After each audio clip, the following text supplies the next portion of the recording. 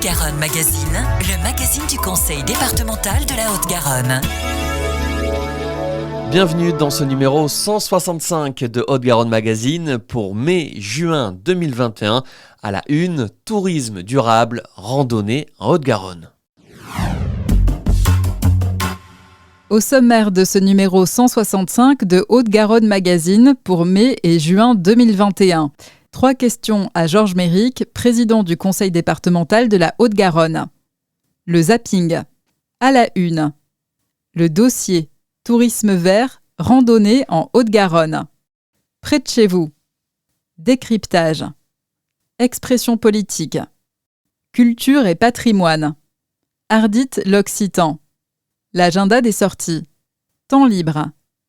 Le portrait.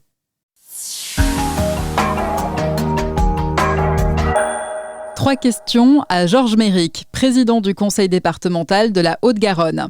Au cœur de la crise, le conseil départemental a pris des mesures d'urgence sociale. Qu'en est-il ? Le département a pérennisé toutes ces mesures jusqu'à la fin de l'année et les a complétées pour les personnes précaires et les intérimaires, les commerçants, les associations, les intermittents du spectacle et les jeunes. Le département augmente également sa capacité d'investissement en gardant le cap d'une société plus inclusive. Le grand enjeu est de redonner espoir en des politiques plus efficaces, respectueuses des Haut-Garonnaises et Haut-Garonnais et de leur environnement, élaborées dans la proximité et la co-construction. Quel impact la crise sanitaire a-t-elle sur le partenariat avec le monde associatif ? Les associations sont des partenaires essentiels. C'est une chance que de pouvoir s'appuyer sur un engagement de terrain aussi varié en lien avec les politiques départementales pour aider les concitoyens, pour animer les bassins de vie, pour défendre l'environnement, pour participer à l'épanouissement et l'émancipation des Haut-Garonnaises et Haut-Garonnais. C'est même une force en termes de présence humaine et d'innovation. A fortiori avec la crise, le conseil départemental a donc renforcé son partenariat avec un fonds d'urgence de 6 millions d'euros en plus des aides financières habituelles. Des aides matérielles, logistiques, juridiques ou administratives leur permettent aussi de finaliser les projets ou de faire connaître et valoriser l'engagement bénévole essentiel à l'action associative. Mobilisé depuis le début de la pandémie auprès des acteurs culturels et touristiques, comment le département envisage-t-il la saison estivale ? Tout le monde a un grand besoin de culture, de loisirs et de nature, et la tendance d'un tourisme plus local qui était déjà à l'œuvre avant la pandémie est plus que jamais dans l'air du temps. L'objectif du conseil départemental est que cet été soit pour les Haut-Garonnaises et Haut-Garonnais un temps de convivialité, de découverte, de rencontres et de partage. C'est le sens de toutes les propositions qui sont faites. Concerts, expositions, patrimoine, activités sportives, randonnées, il y en aura pour toutes les envies. Le zapping. Rencontre pour l'égalité, une semaine pour lutter contre les discriminations. Du 1er au 6 mars dernier, la 3e édition des Rencontres pour l'égalité s'est tenue en direct sur Internet depuis l'hôtel du département, avec des conférences et tables rondes autour de la lutte contre toutes les formes de discrimination, telles que l'antisémitisme, le racisme, l'homophobie ou encore les inégalités femmes-hommes. Ces rencontres ont également permis la retransmission d'une conférence-débat sur les effets de la crise sanitaire sur les inégalités, avec le sociologue François Dubé, ancien directeur d'études à l'École des hautes études en sciences sociales, EHESS, et professeur à l'Université de Bordeaux.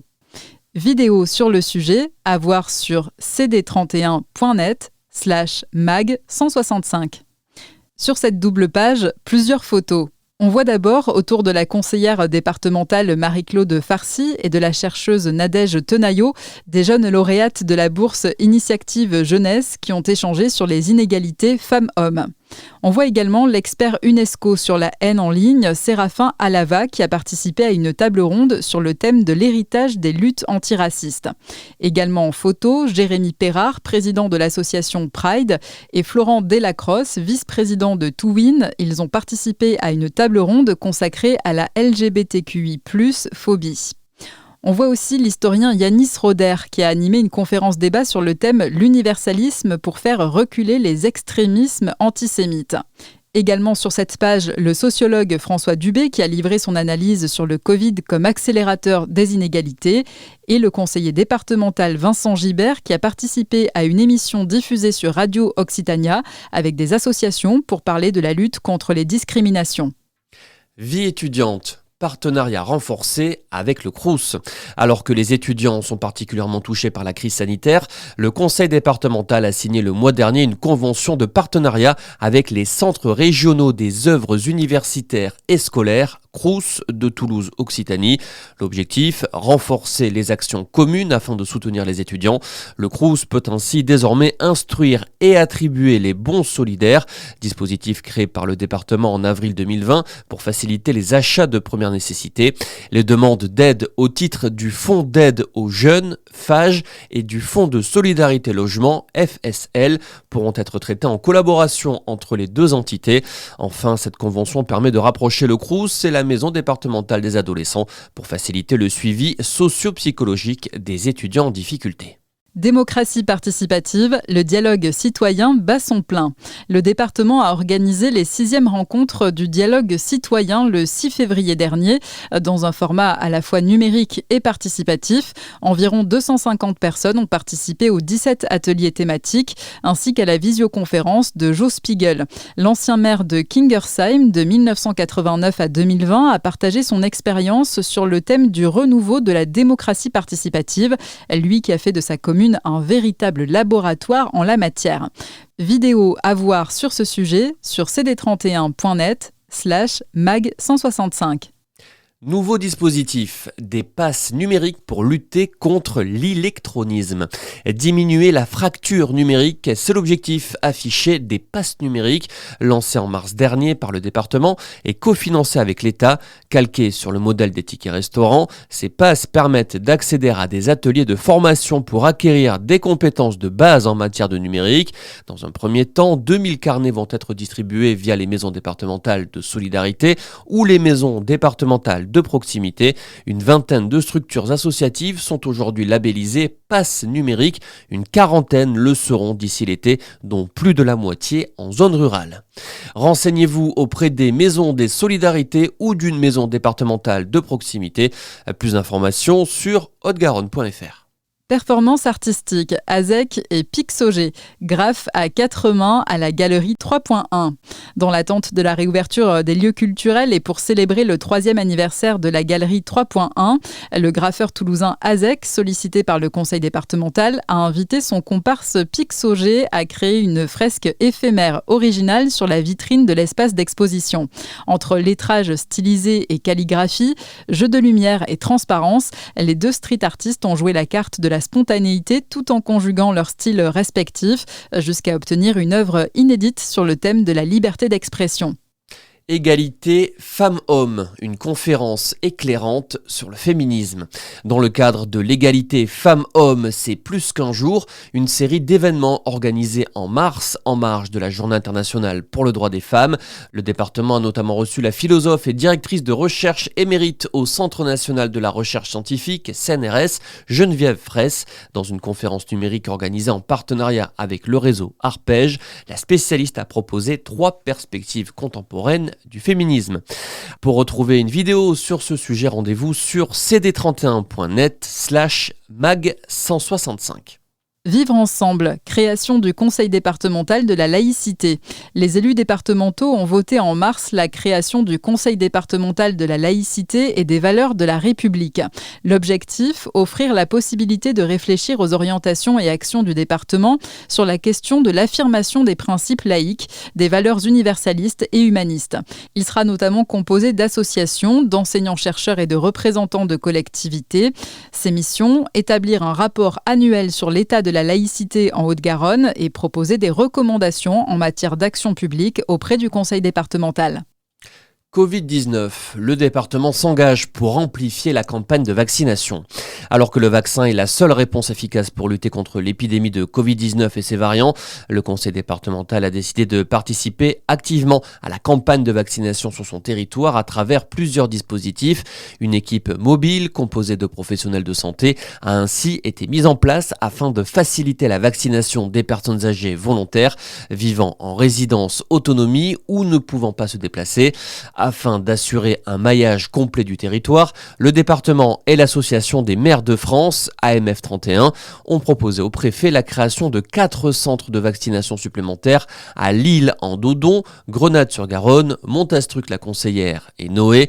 Le centre de vaccination de la clinique Monnier, situé à Villefranche-de-Lauragais, a par ailleurs été accueilli le mois dernier sur la même commune dans des locaux plus spacieux, propriété du conseil départemental, comme on le verra un peu plus tard.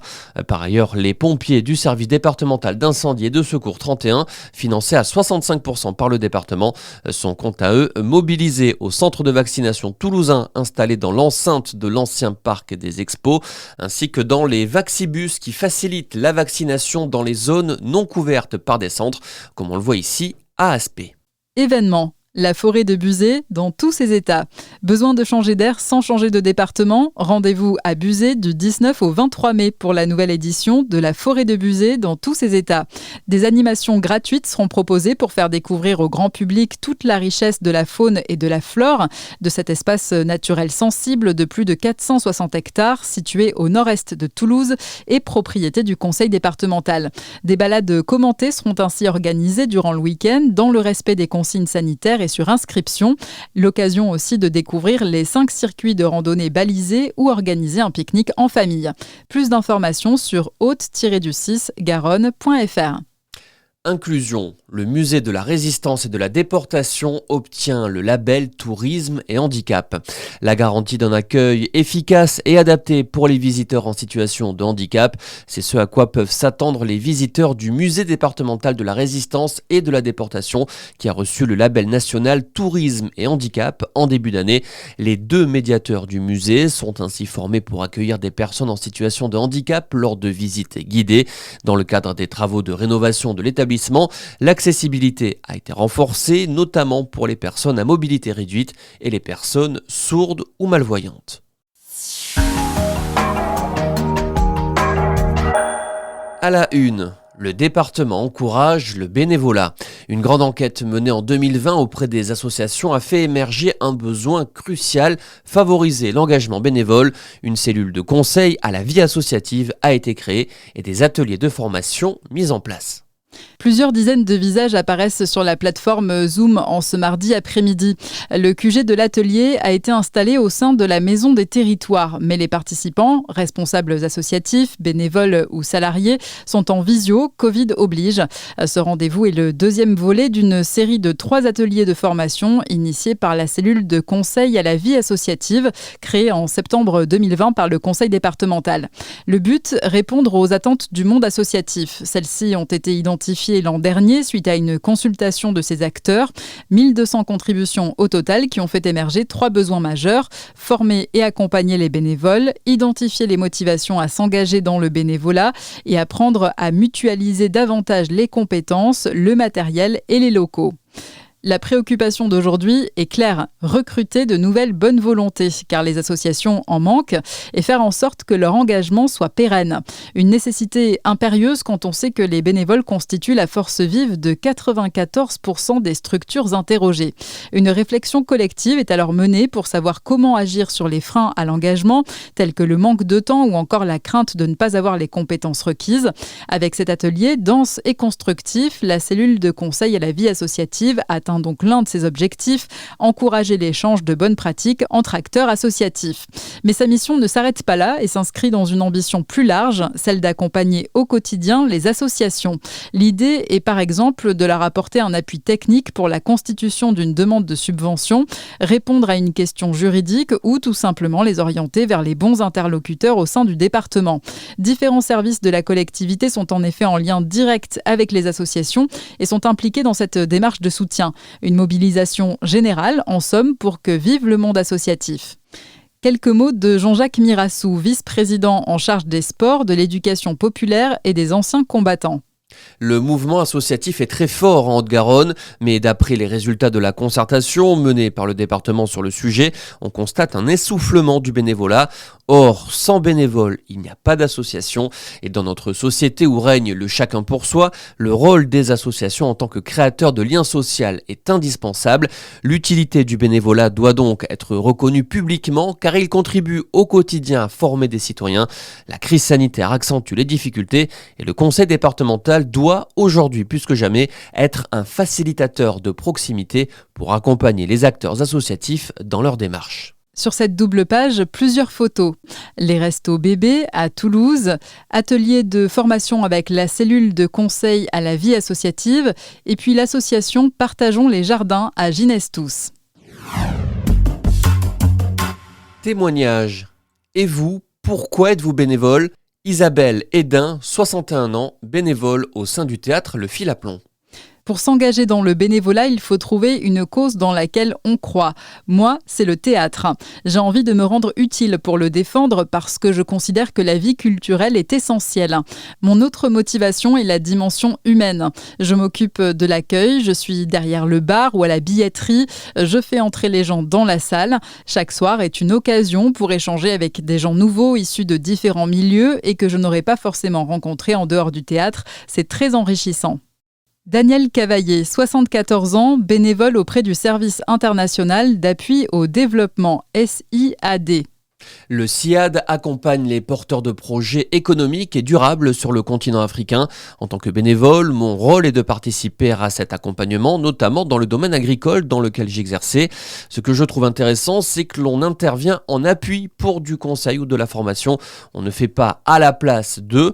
Aussi, je me sens utile quand j'apporte un peu de mon savoir et de mon expérience. C'est par ailleurs stimulant et gratifiant, notamment quand les projets aboutissent. Et puis, c'est enrichissant car cela me permet de continuer à découvrir l'Afrique que j'aime depuis longtemps. Maxime Gauthier, 38 ans, président du foyer rural de Lasserre-Prader. Je suis devenu bénévole il y a 4 ans avec l'idée d'agir pour le collectif et de donner du sens à mon implantation locale, me sentir bien là où j'habite. Ma motivation était aussi de réaliser des choses concrètes en phase avec des valeurs que je défends, le partage de connaissances, la transition vers de nouvelles façons de vivre et de consommer. Au final, cet engagement m'apporte de nombreuses connaissances nouvelles et une certaine reconnaissance pour les projets développés. Quand les gens nous disent que ce qui est mis en place leur plaît, ça donne de l'énergie. La qualité alimentaire au menu de toutes les assiettes. Les attentes des citoyens pour l'accès à une alimentation saine et les effets induits par la pandémie liée à la Covid-19 ont mis la question de la qualité alimentaire au centre des débats. Avec la crise sanitaire qui a secoué le monde en 2020, l'enjeu de notre alimentation et du contenu de nos assiettes s'est affirmé. Alors qu'en janvier 2020, le département a voté le plan d'amélioration de la qualité alimentaire, cette thématique prend une place prépondérante dans le volet 2 de la transition écologique adopté à la sortie du premier confinement. Jean-Michel Fabre, vice-président en charge du développement durable, explique « La crise de la Covid-19 a fait émerger le besoin d'une alimentation locale. Le département travaille avec les agriculteurs pour qu'ils s'inscrivent dans une démarche agro-environnementale et avec les Hauts-Garonnais afin qu'ils bénéficient de services de proximité. » Et mi-2020, la collectivité a adopté un plan pour le développement des circuits courts afin de démocratiser l'accès aux produits de qualité, ajoute Jean-Michel Fabre. Des produits locaux dans les repas des collégiens. En 2014, la collectivité adhère à la plateforme AgriLocal 31 qui favorise les échanges entre producteurs locaux et acheteurs publics de la restauration collective. Une partie des collèges du département l'utilisent régulièrement afin d'approvisionner leur cuisine en denrées alimentaires. Annette Coll, chargée de mission AgriLocal 31, et Hélène Garcia, chargée de mission qualité alimentaire pour les collèges au sein du conseil départemental, indiquent. Et cela nous permet de sensibiliser les élèves, les parents, la communauté éducative à la qualité et à la provenance des produits. Une démarche qui s'inscrit dans le cadre du plan départemental pour l'amélioration de la qualité alimentaire et de la loi des États généraux de l'alimentation, Egalim. Au moins 50% des produits de qualité et durables doivent intervenir dans la fabrication des repas. Philippe Januse, chef cuisinier au collège Romain Roland à Saint-Jean depuis 2019, commande ainsi un quart de son approvisionnement sur AgriLocal 31. Charcuterie, chair à saucisse, légumes en fonction des plats qu'il souhaite préparer, yaourt fermier, huile de tournesol et de colza ou lentilles. Philippe Januse explique « Cela n'a que des avantages, on fait travailler les petits producteurs en évitant les intermédiaires et on respecte l'environnement puisqu'on réduit les transports, donc ça pollue moins. » La crise sanitaire a fait changer les comportements. À l'autre bout de la chaîne, la qualité alimentaire est également une priorité. Depuis leur ferme de Thau située à Saint-Sulpice-sur-Lèze, la famille Asna commercialise une partie de sa production de viande bio Label Rouge via la plateforme AgriLocal 31 et en vente directe sur les marchés. La ferme de Thau fait partie également des 330 producteurs fermiers recensés sur l'annuaire Direct Fermier 31, lancé en décembre 2020, qui permet aux particuliers d'acheter directement aux agriculteurs du département. Camille Asna, qui travaille à la ferme de Thau depuis avril 2020 avec son père Christian et son frère Benjamin, explique « La crise sanitaire a fait changer les habitudes de consommation. Je livre davantage de colis de viande sur les marchés. Un signe que la qualité alimentaire entre progressivement dans les mœurs. » Et en photo sur cette page, on voit la préparation des repas au collège Romain Roland à Saint-Jean. Et on voit également Camille Asna de la ferme de Thau sur le marché bio au centre-ville de Toulouse. Quelques mots de Jean-Michel Fabre, vice-président en charge du développement durable. La philosophie du département est d'accompagner à la fois les agriculteurs en les incitant à s'engager dans une démarche agro-environnementale et les consommateurs en démocratisant l'accès à des produits de qualité et de proximité. Lors de la crise de la Covid-19, la demande des consommateurs pour une alimentation plus locale et plus saine s'est accentuée.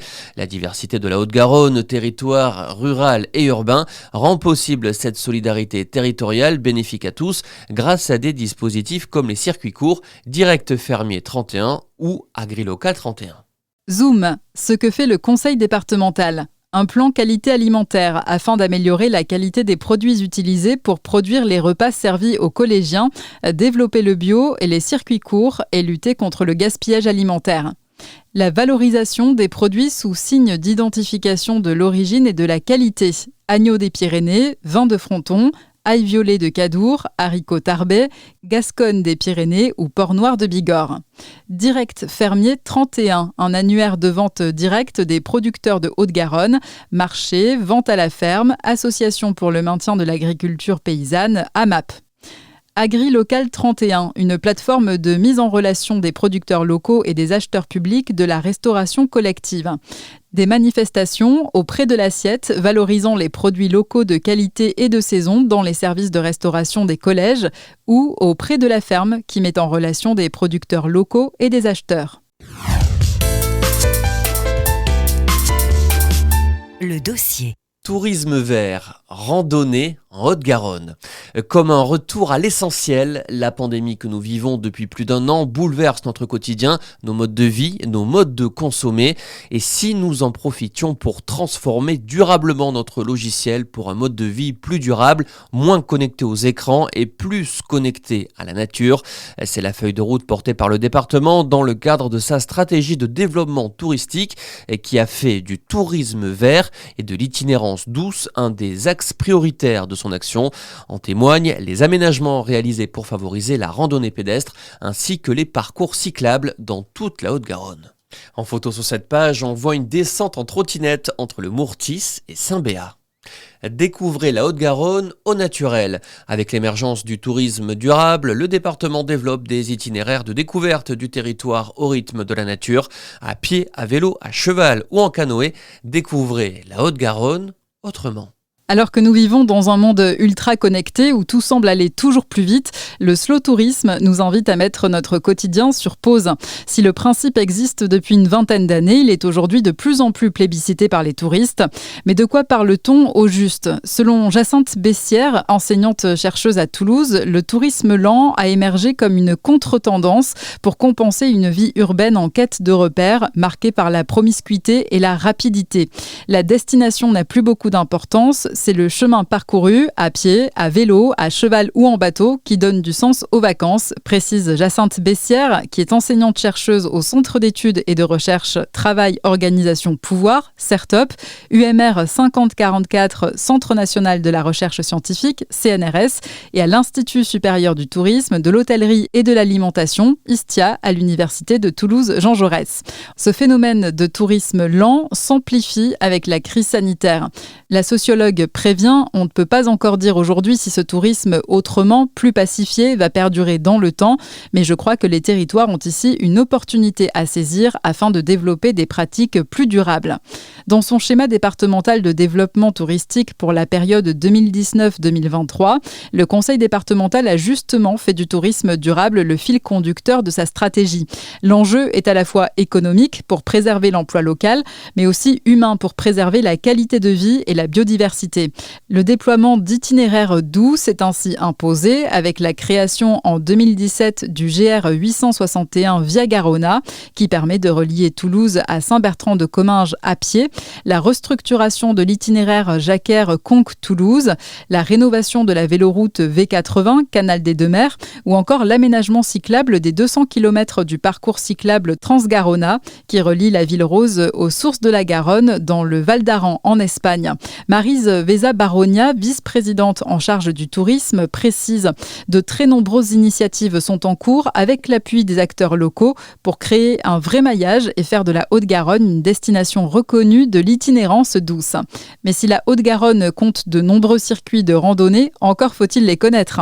Le département a donc développé le site internet marando.haute-garonne.fr ainsi que l'application mobile associée afin de proposer aux marcheurs, cyclistes, trailers et autres cavaliers un outil gratuit leur permettant de préparer leur sortie nature. Plus de 150 circuits sont disponibles à ce jour pour tous les niveaux et toutes les envies. Des points d'intérêt touristique sont également mis en avant le long des parcours et un agenda culturel leur est associé. Plusieurs photos sur cette double page. D'abord, l'activité canoë-kayak près de Portet-sur-Garonne, une randonnée dans les Pyrénées et une pause vélo sur l'aire de Port-Lauragais. Quelques mots de Maryse Veza-Baronia, vice-présidente en charge de l'aménagement du territoire et du tourisme. La Haute-Garonne présente une diversité de paysages, de sites naturels et patrimoniaux à valoriser, car trop souvent méconnus. Aux côtés des sites emblématiques que sont Saint-Bertrand-de-Comminges, Bagnères-de-Luchon ou encore Toulouse, des espaces et trésors nombreux s'offrent à la curiosité des touristes et visiteurs, comme le vignoble de Fronton, la douceur des collines du Lauragais, les villages pittoresques du Comminges ou les bastides du Volvestre. La crise sanitaire conforte un peu plus le choix que le département a fait d'un tourisme durable.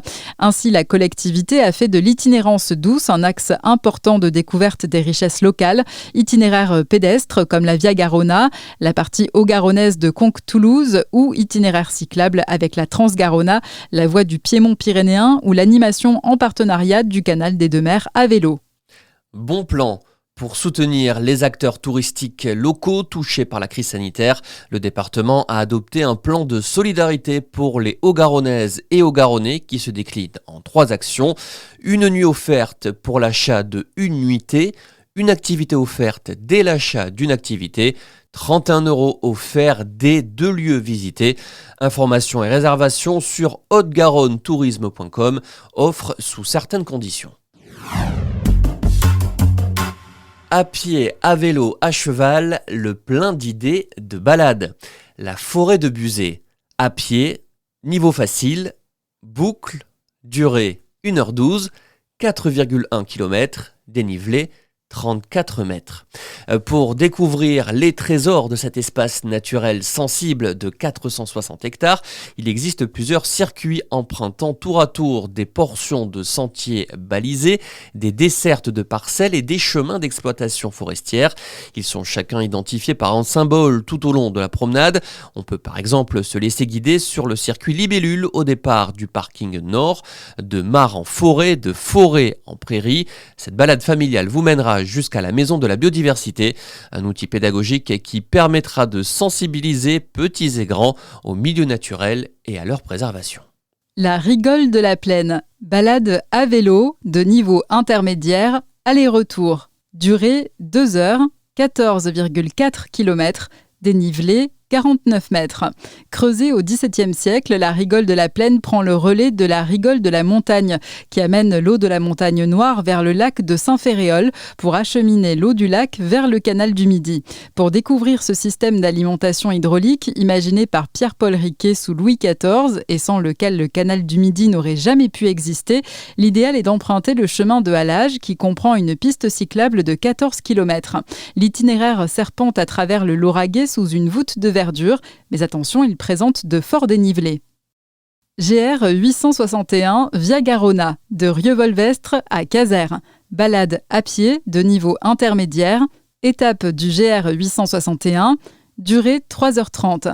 Distance 13,5 km et dénivelé 94 mètres. Cette randonnée, étape majeure sur le chemin de Compostelle, emprunte le nouvel itinéraire pédestre de la Via Garona, autre nom du GR 861, qui permet de relier à pied sur 170 km, 7 à 10 jours de marche, le centre de Toulouse au village de Saint-Bertrand-de-Comminges. Cette étape démarre à Rieux-Volvestre, une ancienne cité épiscopale, levée dans un méandre de l'Arise, qui possède un riche patrimoine, dont une cathédrale fortifiée de style méridional. Puis, au fil de l'eau, après avoir passé le village gaulois, puis traversé Saint-Julien-sur-Garonne, on se dirige vers Casères, ancien port sur la Garonne, siège de chantier naval disparu et arrivée de l'étape. Le belvédère de Saint-Bertrand-de-Comminges, à pied, niveau facile, boucle, durée 2h30, 7,1 km, dénivelé 161 mètres.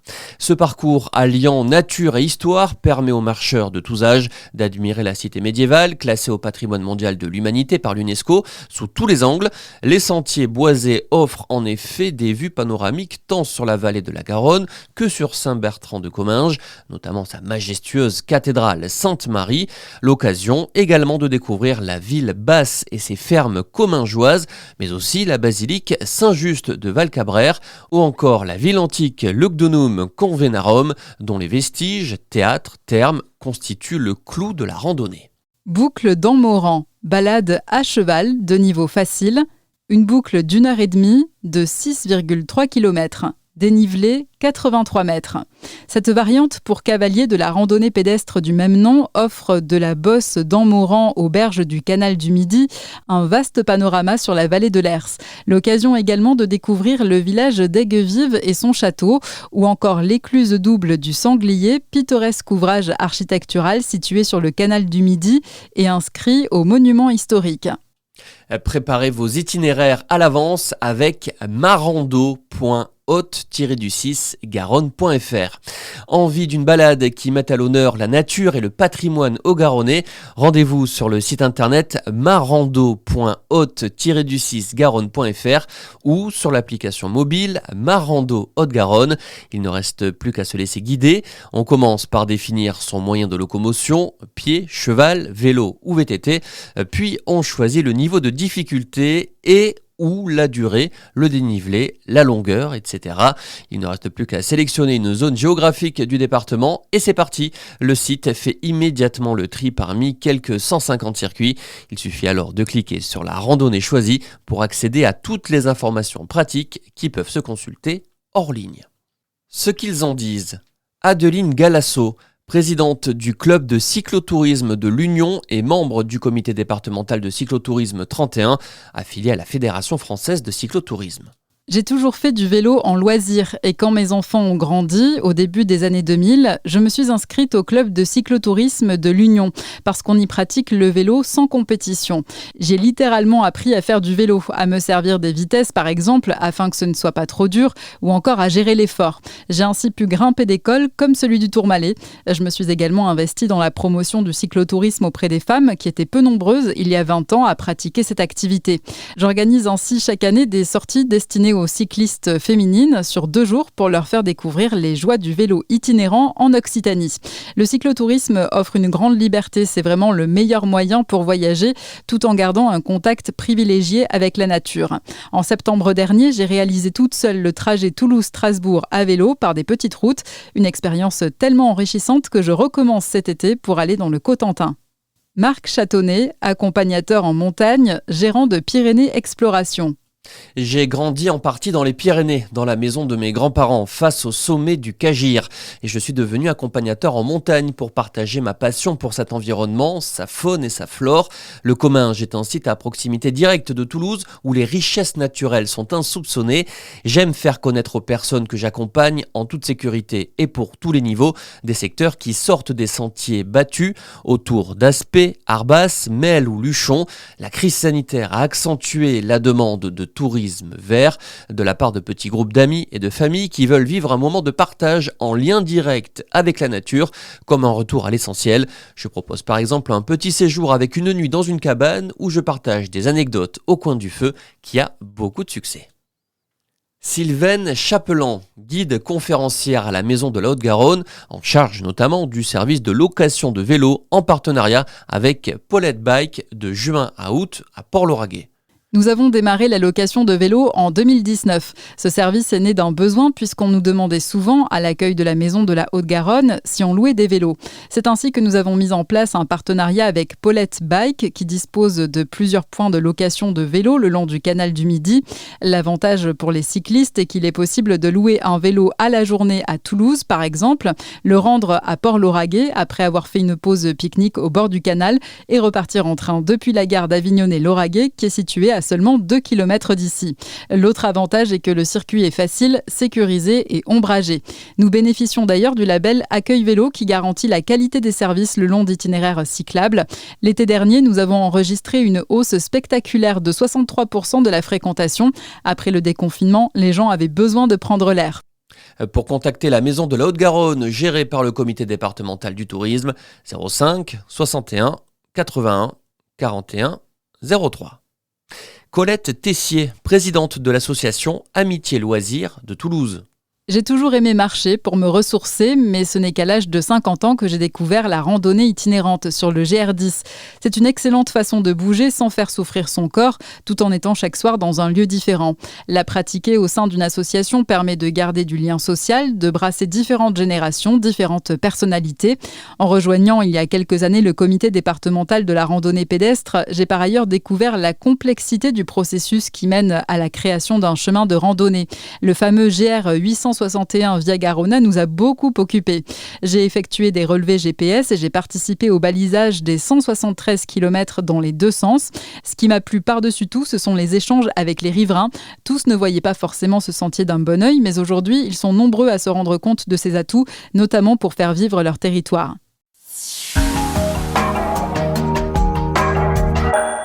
Près de chez vous, Canton, Castelginest, Léguevin, Pêche-Beaunieu, Villemur-sur-Tarn. Canton Pêche-Beaunieu, 2 nouvelles maisons départementales de proximité. Faire une demande pour la prise en charge du transport ou de la restauration scolaire, pour bénéficier du RSA ou de l'APA, se renseigner sur les différents dispositifs d'aide du département. Les maisons départementales de proximité, MDP, sont une porte d'entrée vers l'ensemble des services publics départementaux. 2 entités viennent d'ouvrir à Verfeil et Montastruc-la-Conseillère, où le public peut être reçu gratuitement et sans rendez-vous par des ambassadeurs.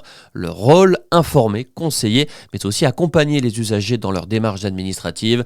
Face à la dématérialisation des procédures, un accompagnement numérique est proposé afin d'assurer une égalité de traitement au public qui ne maîtrise pas l'outil informatique ou n'en sont pas équipés. À terme, le département prévoit de déployer 40 maisons départementales de proximité pour mailler l'ensemble du territoire. Info pratique, MDP de Montastruc-la-Conseillère, avenue du Général Castelnau, ouvert du lundi au mardi de 9h à midi et demi et de 13h30 à 17h30 et le mercredi de 9h à midi et demi. Numéro de téléphone 05 34 57 34 81. MDP de Verfeil, 3 places François Mitterrand, ouvert le mercredi de 14h à 17h30 et les jeudis et vendredis de 9h à midi et demi et de 13h30 à 17h30. Numéro de téléphone 05 34 57 34 80.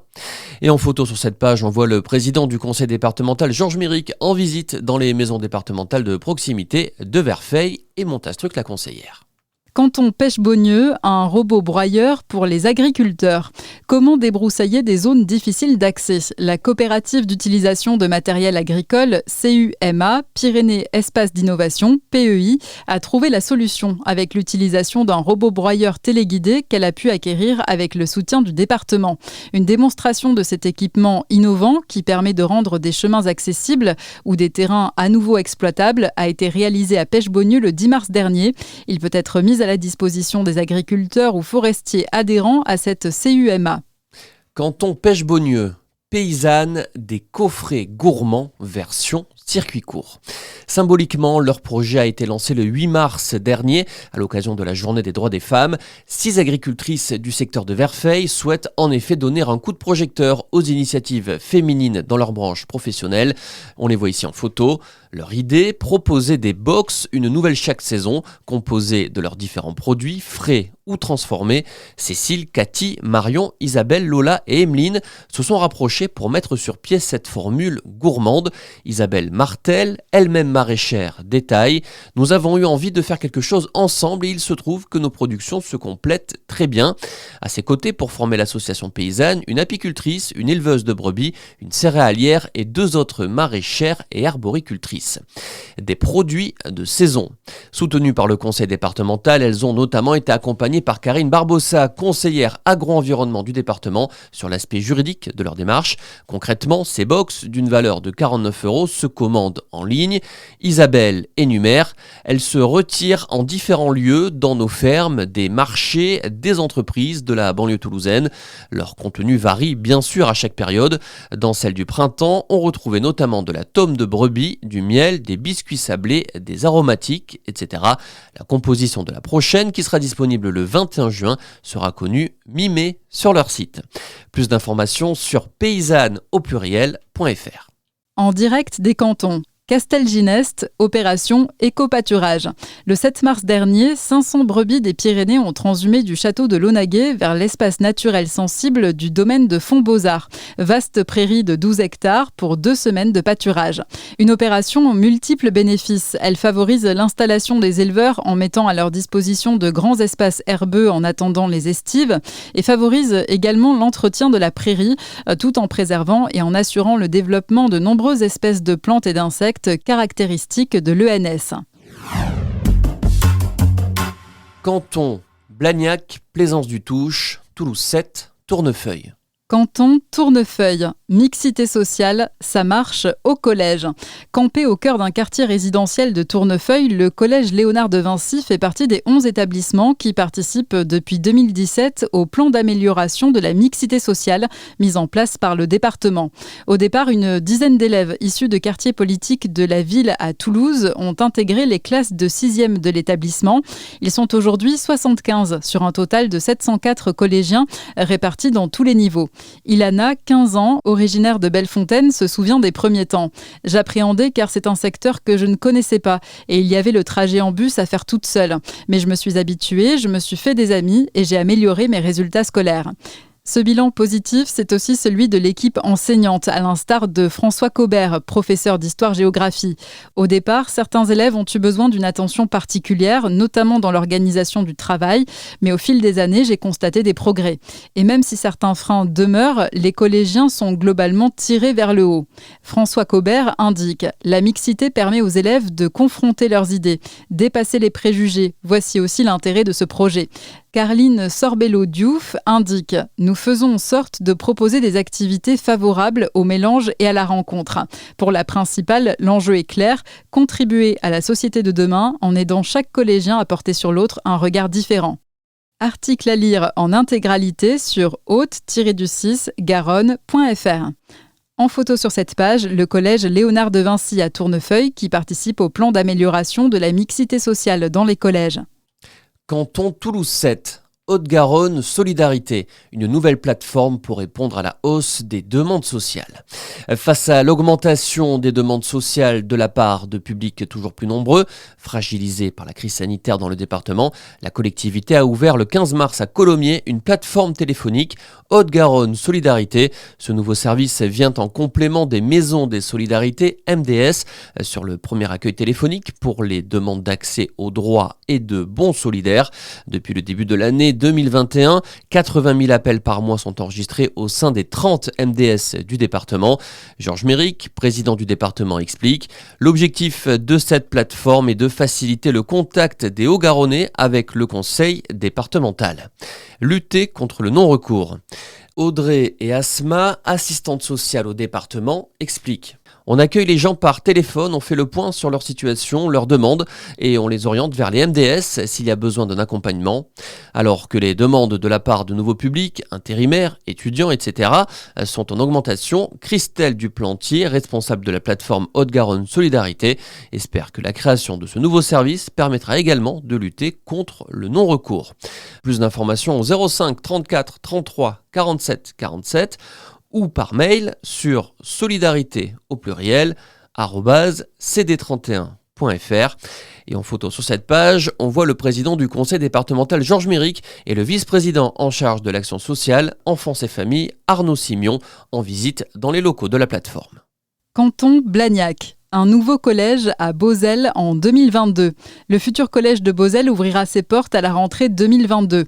L'établissement de 6700 m² pourra accueillir jusqu'à 840 collégiens dans un bâtiment respectueux de l'environnement et répondra à l'expansion démographique du nord-ouest toulousain. Dans un souci de favoriser la mixité sociale, le département va organiser en septembre 2021 une phase de dialogue citoyen afin de fixer le secteur de recrutement du futur collège. Canton, Toulouse 1 à 6, 8 à 11. Canton, Toulouse 5. Lucie Surgé veut démocratiser le livre audio. Avez-vous déjà écouté un livre ? Lucie Surgé a découvert le concept alors qu'elle travaillait dans une médiathèque. L'ancienne étudiante en lettres se souvient. Des livres audio étaient mis à la disposition des personnes malvoyantes. Dévoreuse de bouquins depuis toute petite, elle trouve dans les livres audio une nouvelle façon de consommer la lecture. Lucie explique « Je peux écouter un livre n'importe quand en faisant de la broderie, le ménage ou pendant mes trajets en voiture. En s'abonnant à la plateforme Audible, elle découvre un univers méconnu. Elle précise « Je me suis aperçue que la qualité des interprétations était très variable d'un livre à l'autre, qu'il ne fallait pas toujours la même concentration non plus, mais quand j'ai recherché des conseils sur le sujet, je n'ai rien trouvé. » Il n'en fallait pas moins pour que la jeune femme, aujourd'hui âgée de 27 ans, se lance l'été dernier dans la création de sa propre chaîne YouTube sur le sujet, un livre dans l'oreille. Elle ajoute « Comme je fais aussi du montage vidéo, l'idée m'est venue naturellement et je m'amuse beaucoup. » Installée au pied de son canapé depuis son appartement toulousain, Lucie, que l'on voit ici en photo, se filme avec humour et propose des chroniques de livres audio variés au gré des envies, tels que le grand classique de Jane Austen, Orgueil et préjugés, ou le thriller de James Ellroy, Le Dahlia Noir, comme une invitation dans son univers de niche, comme elle dit, pour lequel elle espère trouver audience, notamment grâce au coup de pouce du département dans le cadre du dispositif Initiative Jeunesse. Canton, Toulouse 2. La Fabrique Solidaire œuvre pour l'inclusion numérique. Au cœur des quartiers nord de Toulouse, la Fabrique Solidaire des Minimes, que l'on voit ici en photo, est l'une des 4 maisons des chômeurs de Toulouse. Nous intervenons auprès des personnes en recherche d'emploi, mais aussi des travailleurs précaires ou des retraités, explique Myriam Panager, directrice de l'association qui est présente sur 2 sites, au Mazade et aux Trois Cocus. Nous proposons des activités autour de l'insertion professionnelle, mais aussi de l'inclusion sociale. Le travail sur la fracture numérique s'est ainsi imposée et la fabrique a été labellisée tiers-lieu numérique en 2019. Un espace ouvert gratuitement au public avec des ordinateurs en accès libre est ainsi mis à disposition des usagers et des ateliers informatiques sont régulièrement proposés. Dédramatiser l'informatique. Les besoins sont réels, mais il existe de nombreux freins, note Myriam Panager. Le numérique peut faire peur quand on ne maîtrise pas. Pour dédramatiser la situation, la Fabrique Solidaire souhaite développer des ateliers ludiques autour du numérique en partant des appétences des habitants, la photo ou la cuisine par exemple, et en partenariat avec les activités des structures existantes. Ce projet vient d'être sélectionné parmi les 45 dossiers lauréats du Fonds des usages du numérique, porté par Haute-Garonne Numérique et Fibre 31, et dont l'un des objectifs est de favoriser l'inclusion numérique. L'enveloppe accordée à la fabrique va ainsi contribuer au recrutement d'un nouveau salarié dédié à cette médiation numérique. Plus d'informations sur lafabriquesolidaire.org. Canton, Toulouse 1. Une micro-forêt plantée au collège Georges Sand. Une forêt dans la cour d'un collège, c'est le projet original porté par le collège Georges Sand avec le soutien du département et de l'association Toulouse en transition. Le 12 mars dernier, les élèves de cet établissement ont procédé à la plantation de 600 plants de sion, jeunes arbres, issus de 17 essences différentes pour ainsi créer une micro-forêt sur 200 mètres carrés en bordure de la route Saint-Simon. Grégory Guédon, coprésident de Toulouse en transition, explique. L'objectif est à la fois pédagogique pour sensibiliser les jeunes, mais aussi écologique pour apporter de la biodiversité dans un lieu très urbanisé. Le département soutient cette association environnementale qui souhaite développer un hub des initiatives portées par les villes en transition dans le sud-ouest. Contacte Toulouse en transition, contact-8, hub HUB, SO en transition, @framaliste au pluriel.org. En direct des cantons. Toulouse 4, restauration du site historique des Hauts-Murat. À l'occasion des 150 ans de la commune de Toulouse, le conseil départemental a donné le coup d'envoi en mars de la restauration du site historique des Hauts-Murat, comprenant les remparts antiques et la tour médiévale de l'ancienne prison Furgol, où ont été emprisonnés une partie des communards, mais aussi, lors de la Seconde Guerre mondiale, d'illustres résistants. Le chantier de restauration, mené en partenariat avec le groupe Les Chalets, sera financé à hauteur de 50% par le département, qui mettra par ailleurs en place un parcours d'interprétation et un espace muséographique. Canton Castanet-Tolosan, Escalquens, Revel. Canton Revel, la fontaine du Faget renaît de ses cendres. Le clapotis de l'eau, quelques villageois réunis autour des bassins, des discussions à bâtons rompus et des éclats de rire. Ce matin-là, c'est comme si la vie ne s'était jamais arrêtée près de la fontaine du Faget.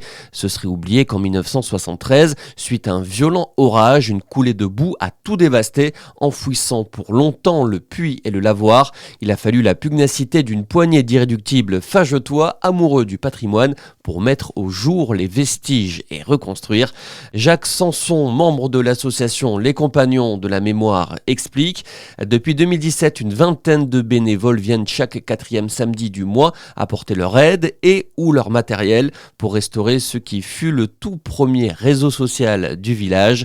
Ces derniers ont pu s'appuyer tant sur l'expertise de Christian Rudel, ancien conseiller municipal, spécialiste de la restauration des bâtiments anciens, que sur ses souvenirs.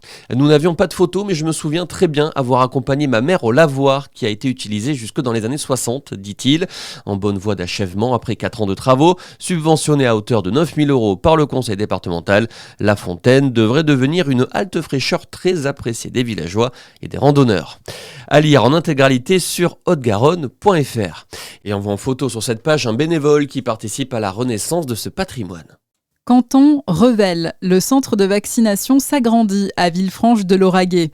Depuis le 12 avril, le nouveau centre de vaccination de Villefranche-de-Lauragais a ouvert ses portes. Initialement installé dans les bâtiments de la clinique Monnier, il occupe désormais les anciens locaux de la Caisse primaire d'assurance maladie, CPAM, propriété du conseil départemental, dans un espace plus fonctionnel et plus grand.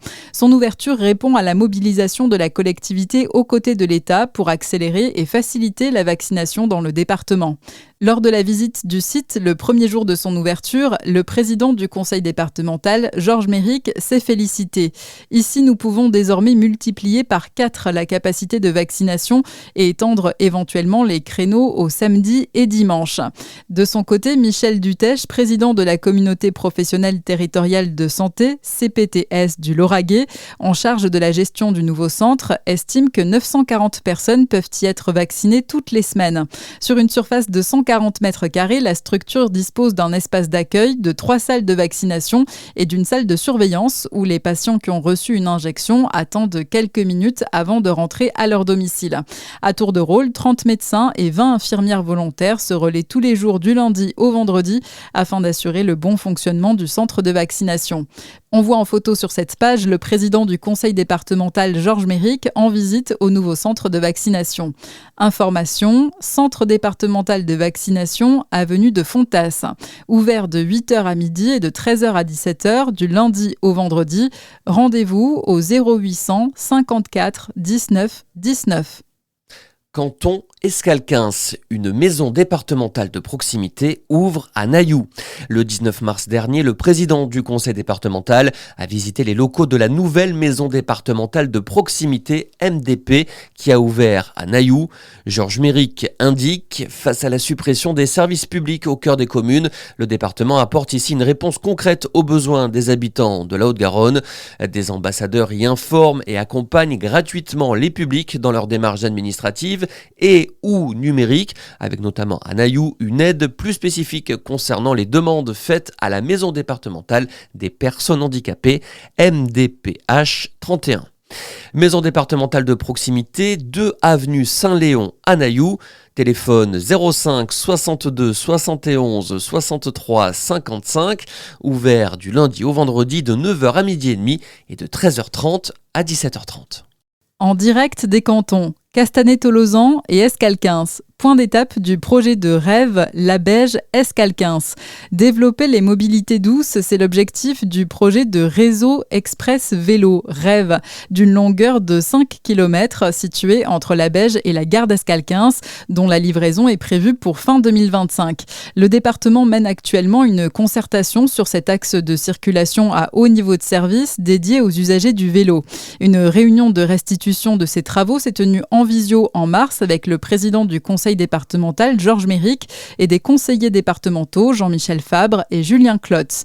Information, retrouvez les comptes rendus de la concertation sur haute-garonne.fr. Canton, Haute-Rive, Casères, Muret, Portet-sur-Garonne. Canton, Casères, la cafetière, un tiers-lieu comme à la maison. Prenez 4 copains d'enfance aux idées bouillonnantes, un village où le tissu associatif est hyper actif, et rentrez à la cafetière, un lieu chaleureux et atypique qui a ouvert l'été dernier à l'entrée du village d'Aurignac. Une des créatrices de ce café associatif, Émilie Flambeau, témoigne. Quand on a découvert le concept de tiers-lieu culturel, on s'est dit que c'était pour nous.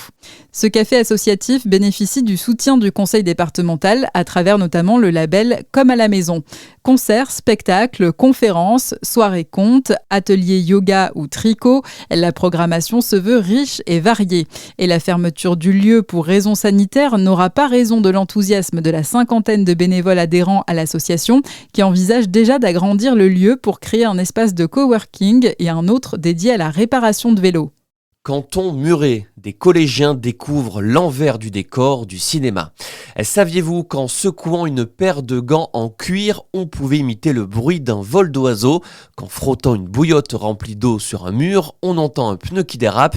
Des trucs et astuces, Julie Kell en connaît un rayon.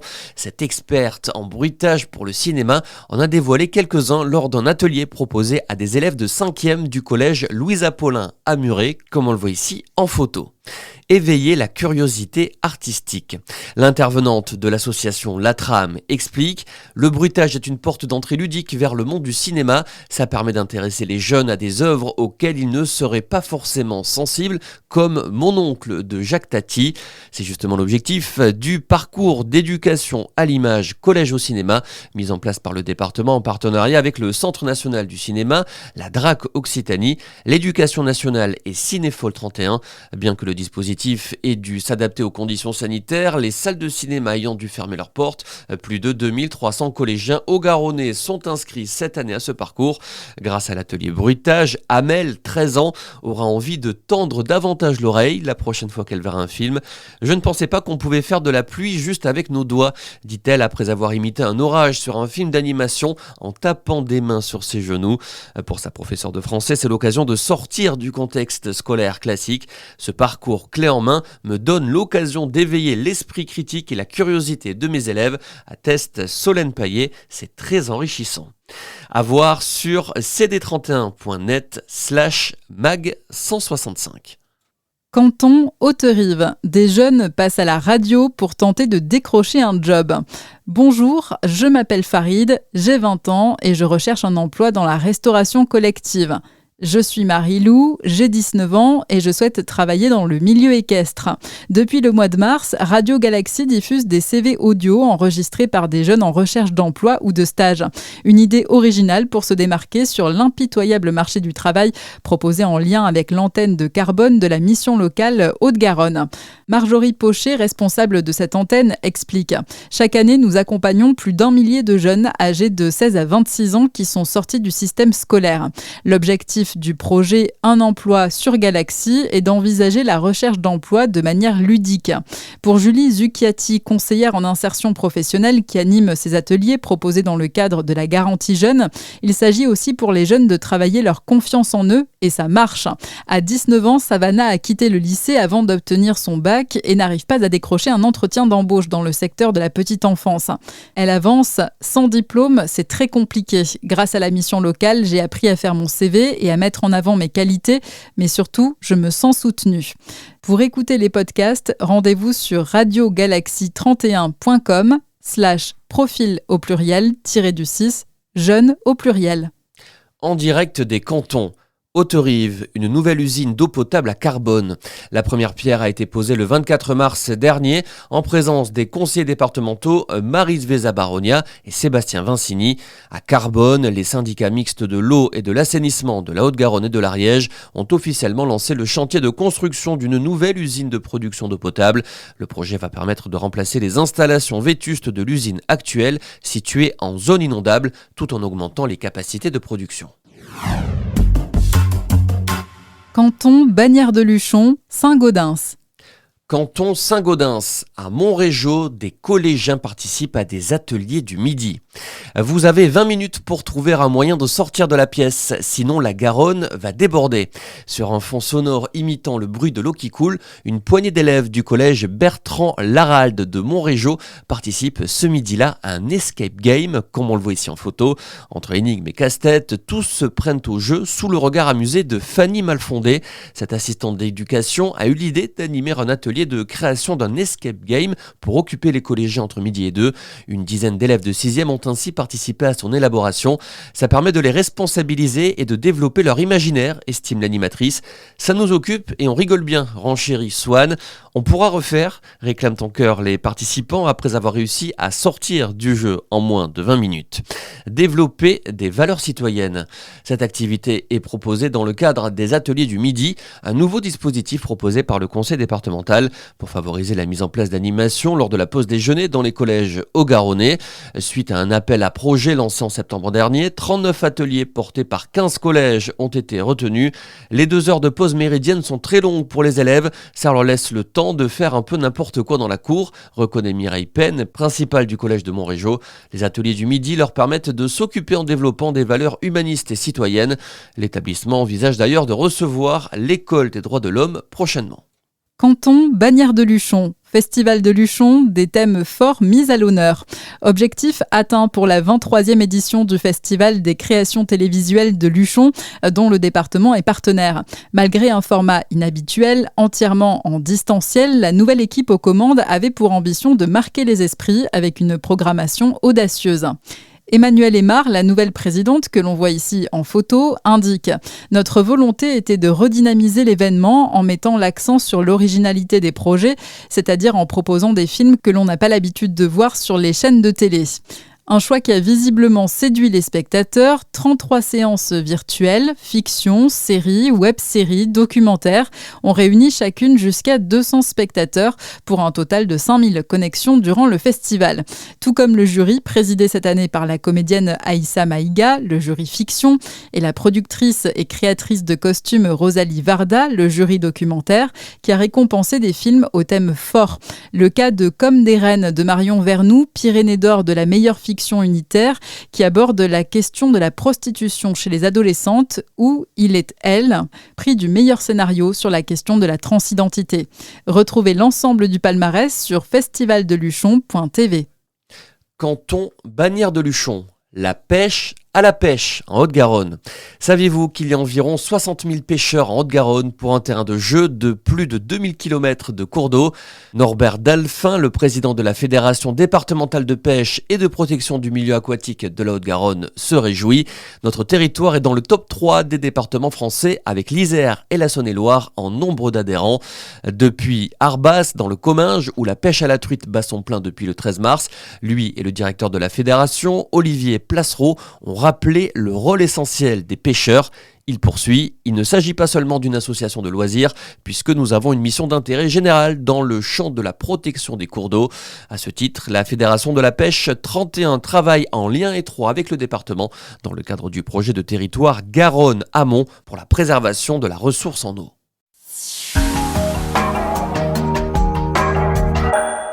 Décryptage, élections départementales, mode d'emploi. C'est quoi? Depuis 2015, les élections départementales ont remplacé les élections cantonales et le Conseil général est devenu le Conseil départemental. Ces élections ont lieu tous les 6 ans et permettent d'élire les conseillers départementaux qui représentent les habitants des 27 cantons qui composent la Haute-Garonne.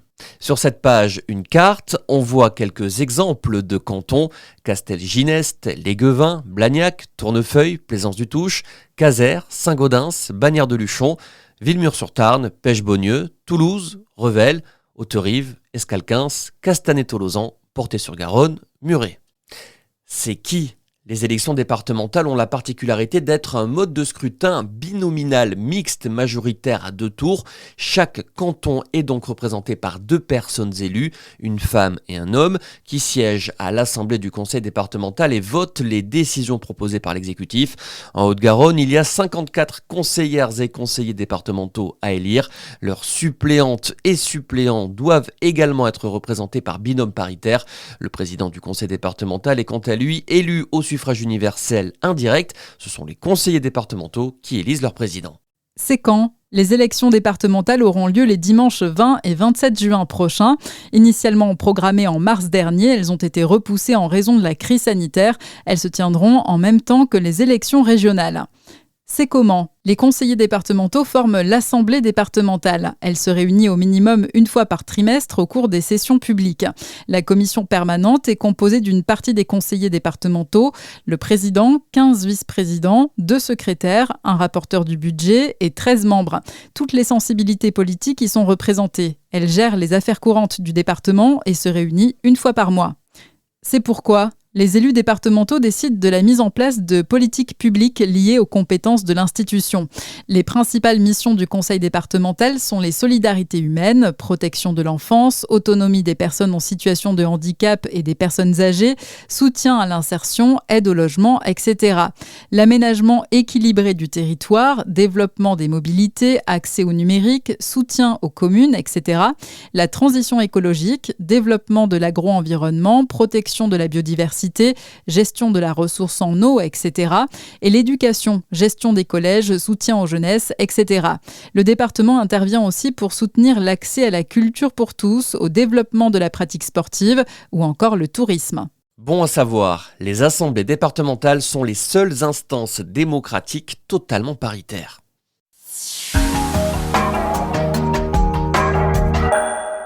Expression politique. Groupe socialiste, radical et progressiste. Sébastien Vincini, président du groupe socialiste, radical et progressiste, conseiller départemental du canton d'Haute-Rive. Cet été, destination Haute-Garonne. À l'approche de l'été, les Haut-Garonnaises et les Haut-Garonnais sont nombreux à choisir de passer leurs vacances près de chez eux. Une belle occasion de découvrir les pépites de la Haute-Garonne, ses paysages et ses espaces naturels à couper le souffle. Sébastien Vincini, président du groupe majoritaire socialiste, radical et progressiste du Conseil départemental de la Haute-Garonne, répond à nos questions. Les professionnels du tourisme se préparent à une saison particulière. Que fait le Conseil départemental ? Le Conseil départemental a suspendu le recouvrement de la part départementale de la taxe de séjour en 2020 pour que les professionnels préservent leur trésorerie. Un fonds exceptionnel de prévention de la précarité a été créé pour pallier les pertes financières dues à la crise sanitaire. Près de 5 millions d'euros ont été mobilisés. Des aides d'urgence ont été proposées. Des dispositifs tels que une nuit achetée égale une nuit offerte ont été mis en place au bénéfice des Haut-Garonnaises et Haut-Garonnais pour leur séjour passé dans le département. département. Pour autant, la relance de l'activité touristique en Haute-Garonne nécessite un travail de fond. Comment faire pour que cette relance produise des effets durables ? La stratégie du conseil départemental est d'agir avec les professionnels du tourisme pour diversifier l'offre. Par exemple, concernant les stations de ski, développer des activités 4 saisons permet de sortir de la dépendance à l'enneigement. Le conseil départemental contribue à hauteur de 1 million d'euros au fonds de solidarité de l'État. Le syndicat mixte Haute-Garonne Montagne regroupe Luchon Super-Bannière, Bourdoueil et le Mourtis et est financé à hauteur de 10 millions d'euros sur 4 ans. Le syndicat est financé et géré par le département, 80%, et par les mairies des communes d'implantation des stations. Les effets sont là. Pendant l'été 2020, les domaines haut-garonnais ont attiré du monde. Plus de 1000 personnes ont participé aux activités proposées. VTT, balade à cheval, tir à l'arc, trail, etc. Super-Bannière a vendu 30 000 forfaits de télécabine, c'est 5 000 pour le Mourtis. Au-delà du tourisme de montagne, comment rendre l'offre touristique attractive dans la période ? Avec le syndicat Haute-Garonne Tourisme, le conseil départemental agit pour développer l'offre touristique dans tout le département. Un travail important est mené sur le tourisme fluvial. La Haute-Garonne bénéficie d'atouts naturels exceptionnels qui sont le canal du Midi et la Garonne.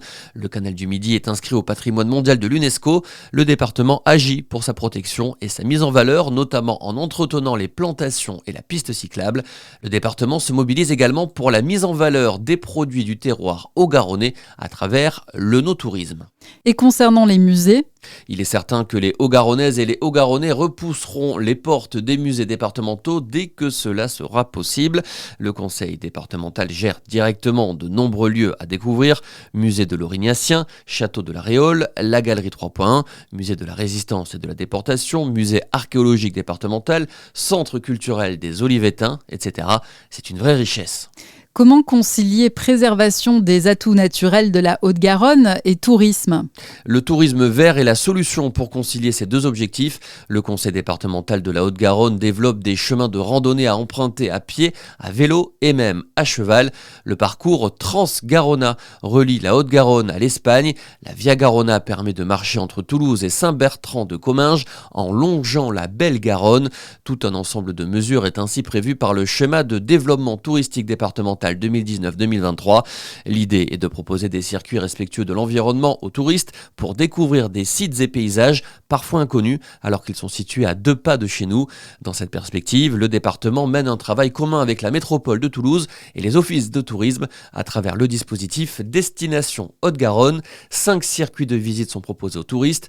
Toulouse et son vignoble de Fronton, Toulouse et le canal du Midi jusqu'en Lauragais, patrimoine culturel autour des cathédrales, le parcours de la Résistance et Toulouse et la Haute-Garonne. La relance du tourisme en Haute-Garonne pourrait-elle impacter l'emploi ? Il est fort probable que la relance de l'activité touristique impactera de manière positive et durable le marché de l'emploi local.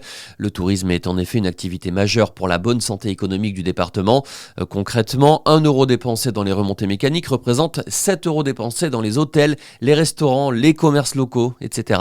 Dans le sud du département, la saison hivernale représente 1000 emplois directs. C'est considérable. C'est la même chose pour les autres secteurs touristiques comme le no-tourisme qui fait vivre les professionnels du vin, le tourisme fluvial qui garantit des retombées économiques aux villes traversées et les exemples sont nombreux. Le mot de la fin ? La Haute-Garonne regorge de pépites paysagères, architecturales, patrimoniales, naturelles, etc. C'est un atout à préserver et mettre en valeur. C'est également une fierté pour l'ensemble des Haut-Garonnaises et des Haut-Garonnais. Vive la Haute-Garonne! Pour contacter le groupe socialiste radical et progressiste, bureau B114. Téléphone 05 34 33 32 93. Groupe srp31.com. Sur Twitter, PSCD31. Sur Facebook, Groupe Socialiste 31. Groupe Ensemble pour la Haute-Garonne. Marion Lalanne de Lobadère, présidente du groupe Ensemble pour la Haute-Garonne, conseillère départementale du canton Toulouse 11. Beaucoup de bruit pour rien. Le 6 avril, le président Méric annonçait sa candidature promettant plus de social et d'écologie.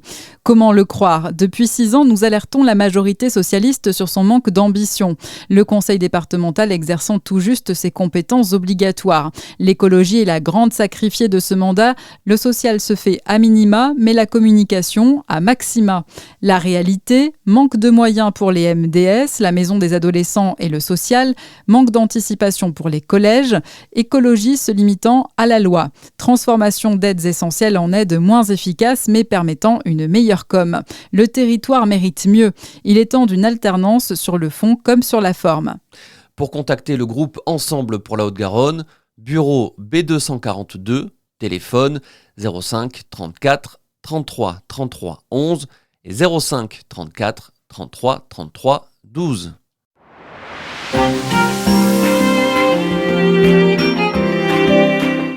Culture et patrimoine. Chamègre met de la couleur dans la grisaille urbaine. L'artiste designer toulousain Kamel Sekraoui expose pour la première fois ses œuvres de street art dans la Ville Rose, à la galerie 3.1.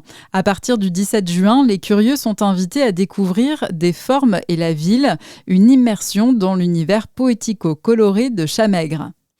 Quoi de plus triste qu'un banc public, une poubelle de rue ou une cabine d'ascenseur de métro pour mettre un peu de peps, voire même de poésie dans le mobilier urbain. Kamel Sekraoui, Chamègre de son nom d'artiste, a choisi de s'attaquer à la grisaille urbaine en lui redonnant des couleurs. Avec humour. Son premier coup d'éclat date de 2007 lorsqu'il customise un radar situé à l'Haie de Brienne à Toulouse avec des bandes adhésives colorées.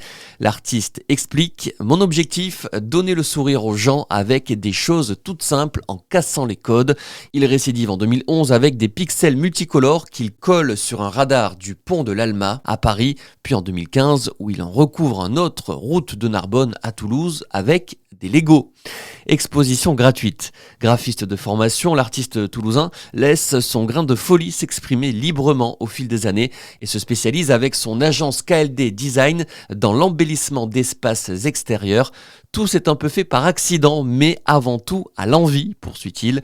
Son talent est aujourd'hui reconnu dans le monde entier, lui qui a exposé à Paris, New York et même à la prestigieuse Biennale d'architecture de Venise en 2018.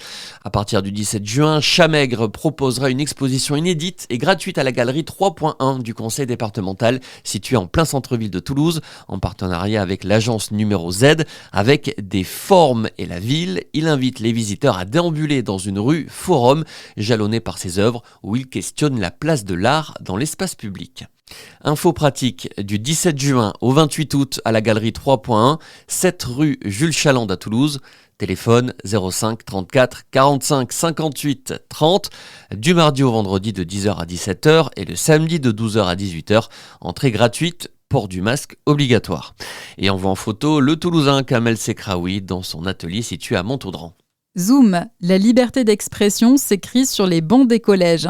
Depuis le mois de janvier, des élèves de 4 collèges haut-garonnais, Condorcet à Nailloux, Fermat, Jolimont et Vauquelin à Toulouse, participent à la création d'un banc Naelou. Conçu par Chamègre, ce banc d'extérieur dont le nom vient de la contraction des prénoms des 2 enfants de l'artiste, a la particularité d'être unique, des textes pouvant être gravés dessus. Kamel Sekraoui, que l'on voit ici en photo, explique. L'idée de départ est de mettre sur l'espace public, ici dans des collèges, des mots d'amour avec un grand A. Le département a ainsi acheté 4 bancs, un pour chaque établissement, et les collégiens ont pu participer à des ateliers d'écriture en présence de l'artiste pour réfléchir aux inscriptions qui seront ensuite gravées dessus. Kamel Sekraoui raconte « Nous avons travaillé sur la liberté d'expression et la fraternité, sur les rimes riches et les pauvres, sur les phrases courtes et les longues. On a aussi bien rigolé, mais c'était vraiment très enrichissant car les jeunes sont très créatifs. Les bancs sont actuellement en cours de fabrication dans une usine toulousaine et seront prochainement installés dans les cours des collèges participants, comme une invitation à repenser le monde depuis les bancs de l'école. Festival MAP, les tragédies en mer, vu par Francesco Zizola. Du 8 mai au 5 juin, en amont du festival de photos MAP, la galerie 3.1 accueille à Toulouse des œuvres bouleversantes du photojournaliste italien réalisées lors d'un reportage sur les migrants en Méditerranée. Ce sont ces tragédies en mer dont nous sommes tous au courant, mais qui parviennent jusqu'à nous simplement sous la forme de quelques lignes dans les médias. Dans la lignée de ses précédents travaux qui lui ont valu des prix prestigieux, le photojournaliste Francesco Zizola présente à Toulouse, en partenariat avec le département, sa série In the Same Boat, primée au World Press Photo de 2016. Pour une nouvelle fois donner à voir au reste du monde une réalité dramatique, faire exister ces anonymes qui tentent d'échapper à leur pays et documenter le phénomène de l'immigration. Ulrich Leboeuf, directeur artistique du festival MAP, dans le cadre duquel Zizola est exposé, confirme. C'est une photographie très engagée. Pour réaliser cette série, il a embarqué durant 2 fois 3 semaines à bord du Bourbon Argos, un bateau de Médecins sans frontières, et a assisté au sauvetage de 3000 personnes en Méditerranée. Il en est revenu avec des clichés aussi spectaculaires que bouleversants, au travers desquels transparaît la démarche profondément humaniste du photographe. Son regard se porte aussi sur les équipes de sauveteurs et le travail colossal qu'ils accomplissent. Pour les organisateurs du festival toulousain, inviter cette année le photographe italien faisait sens. Ulrich Leboeuf précise « L'engagement a toujours été inscrit dans l'ADN de l'événement. Il y a 3 ans, nous avions déjà abordé la question complexe des migrations avec Olivier Jobard. Ils espèrent par ailleurs accueillir physiquement Francesco Zizola et proposer une rencontre avec le public, ainsi que des temps d'information et de médiation en partenariat avec SOS Méditerranée. Visible du 8 mai au 5 juin à la Galerie 3.1, l'exposition est prévue juste avant le début du festival de photos à proprement parler, qui lui aura lieu du 18 juin au 18 juillet. Ulrich Leboeuf ajoute « 14 artistes sont programmés cette année. La particularité de cette 13e édition est que nous allons investir le quartier Bonnefoy via des installations en extérieur, des parcours photographiques et des projections tous les week-ends. » Info pratique, du 8 mai au 5 juin à la Galerie 3.1, 7 rue Jules Chalande à Toulouse. Numéro de téléphone 05 34 45 58 30.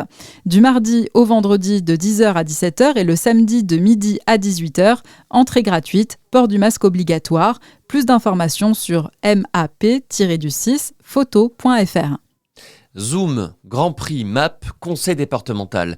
Rendez-vous désormais incontournable du festival. MAP et le département s'unissent pour défendre l'émergence d'artistes. Le Grand Prix MAP CD31 permet ainsi de récompenser chaque année un jeune photographe talentueux en lui donnant la possibilité d'être exposé aux côtés d'artistes confirmés.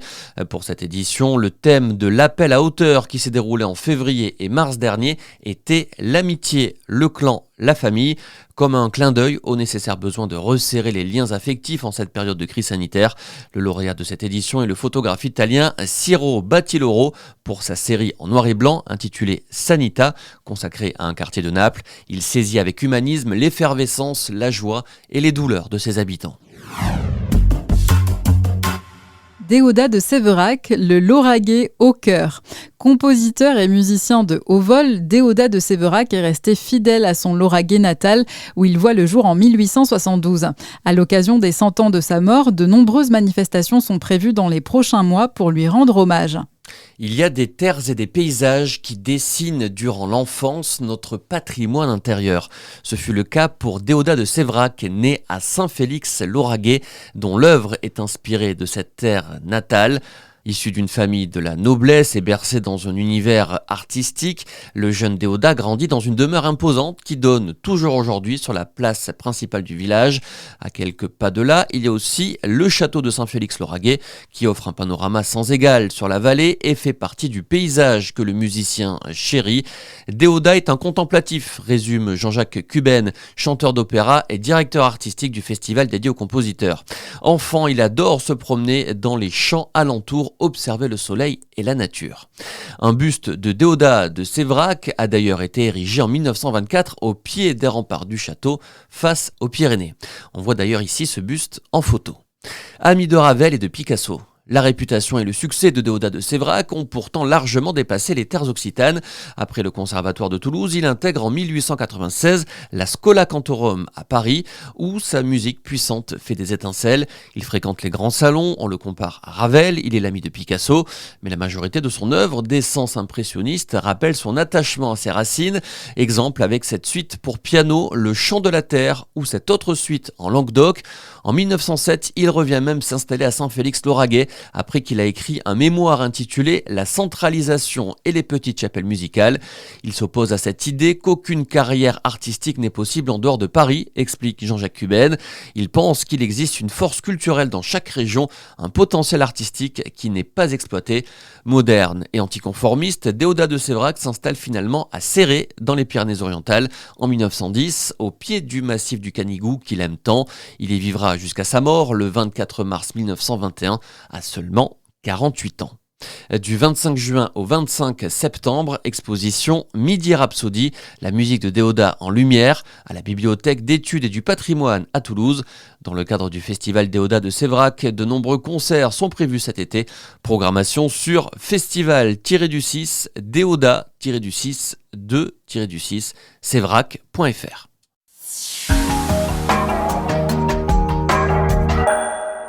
Ardite l'Occitan.